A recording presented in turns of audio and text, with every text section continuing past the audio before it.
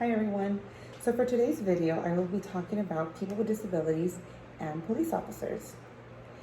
So I work with special needs children from ranging from age 3 to 22 years old. And I actually have a certificate to work with special needs children. And in that certificate, it basically says, how to handle kids with autism in the whole spectrum and children that have certain learning disabilities, physical disabilities, as well as what I mentioned, autism. I am also trained to know how to handle a student that has, anger issues that many of us may not know how to handle. And I've been trained to do that. And I feel that lately, a lot of police officers, arrest people without the knowledge or knowing how to handle these people with disabilities. And I feel that they should be trained. They should have, maybe take a couple classes, just like I did. It took me about 1.5 years to complete this program to work with special needs children.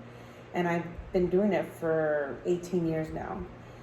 And I feel that with police officers, they should have some type of training to work with these people with disabilities. So on this slide, it's a police officer, hitting a person, and that person could be a person with a disability. And very often, the police officers, have no idea how to handle them, and how to handle these people with disabilities. And often, these people with disabilities have no idea what is going on. They feel like it's a threat unless they see somebody, a face that's familiarized. And I feel like, if police can approach them or if they know, they can see right away that, this person has some type of disability, that they know how to approach them and know how to, deal with them.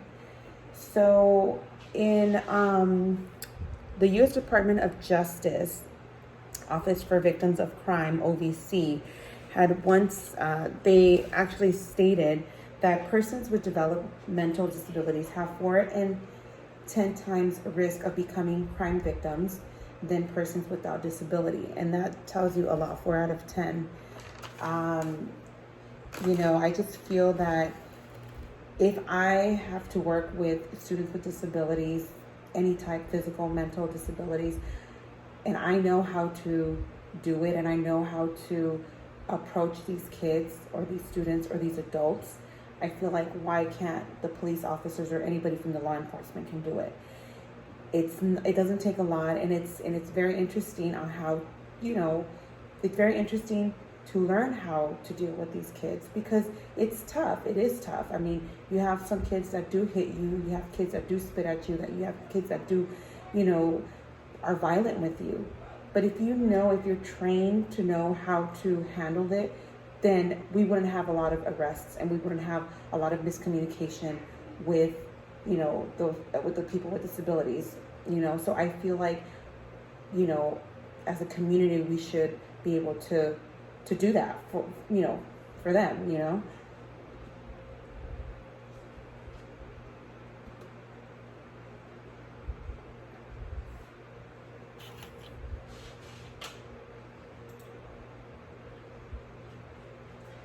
So very often we see this picture. You see a person, distressed, have no idea what is going on, and then you have a police officer trying to sympathize with them. Very often that's how we approach these kids or people with disabilities, is we want to get down to their level, and we want to be able to communicate, and be able to see, hey, like, what's going on. And I feel that with police officers, because they already feel, I feel like they are intimidated already. They look intimidated. I feel like if they approach it in a peaceful manner, then I think that, they can see that, okay, or they can feel you. They can see that, that these police officers are pretty cool or whatever, but instead of just, attacking them or, yelling at them, because as it is, they have no idea what's going on. They have no idea that, hey, I'm getting in trouble, or hey, what I did wasn't right, so I just feel like with the proper training, they could, better approach these kids or adults. A lot of these people with disabilities have rights, and I feel that they don't really know, or whoever's their caretakers or their caregivers know a lot about their rights, these victims' rights. According to a Journal of Autism, the majority, 72.2% of law enforcement officers reported no formal training for interacting with individuals with disabilities. So often, again, going back to what I said, they don't have really proper training. And a lot of, these caregivers and people with autism, even people with disabilities that live on their own, have no idea that they have rights, that they, that they can, go to someone and say, hey, like, this person is harassing me. Because often we, even police officers may not even know that they have those rights either. So I feel that with people with disabilities, they should, they have their rights, and they know, not that they know, but they should be able to kind of represent themselves.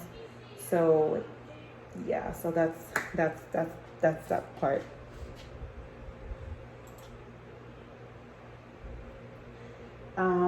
With that, I feel that with training, with proper training, and and communicating, I feel that they can all, we can all, as a community, can feel a little bit safer, not just for the people with disabilities, but just as a community as a whole.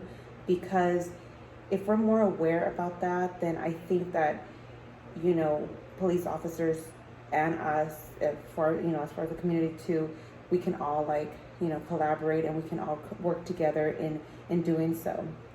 In a book called Autism Advocates and Law Enforcement, this type of training offers advice on how to behave in encountering with police and other law enforcement professionals.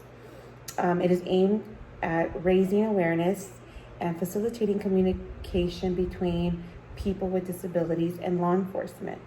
So again, if we're able to collaborate together by having special trainings, and then even police officers to read up on how to handle certain situations with people with disabilities, I feel like we wouldn't see this a lot in the news about people with disabilities being thrown in jail for because they have a disability, and because law enforcement they don't know how to deal with them. So that concludes my presentation.